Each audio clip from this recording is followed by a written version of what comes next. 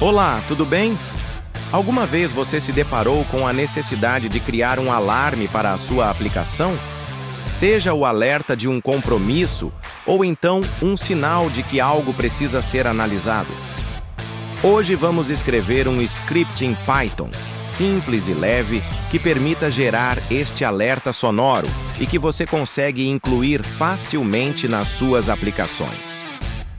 Esperamos que você goste. E não se esqueça de seguir o nosso canal e sugerir outros temas que você gostaria de assistir aqui.